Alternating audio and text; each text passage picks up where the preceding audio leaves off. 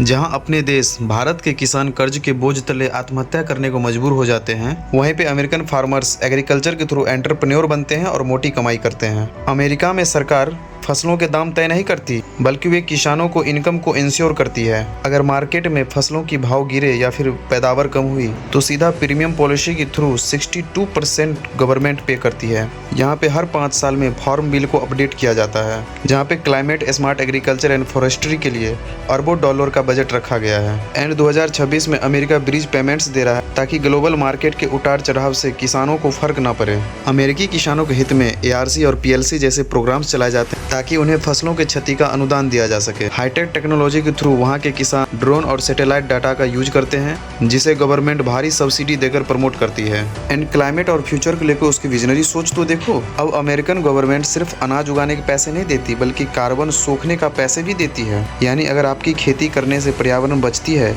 तो सरकार आपको बोनस देगी। क्या हमारे यहाँ ऐसा हो सकता है? बिल्कुल नहीं। कुछ लोग कहेंगे इंडिया में बहुत सारी मेजर प्रॉब्लम्स हैं, मानते हैं भाई कि पॉपुलेशन 50% से ज़्यादा एग्रीकल्चर पर डिपेंड करती है। अमेरिकन फार्मर्स के कंपटीशन में भारतीय किसान के पास ज़मीनें कम हैं। कोल्ड स्टोरेज की कमी की वजह से भारत में 30% से ज़्यादा फल और सब्जियां बर्बाद हो जाती है। हमें अपनी ज्योग्राफिकल लोकेशन के अकॉर्डिंग अमेरिका जैसे टेक्नोलॉजी और इंश्योरेंस मॉडल से हमें सीखना होगा, तभी हम अपने देश के किसानों की स्थिति बदल सकते हैं और देश का दशा भी बदल सकते हैं।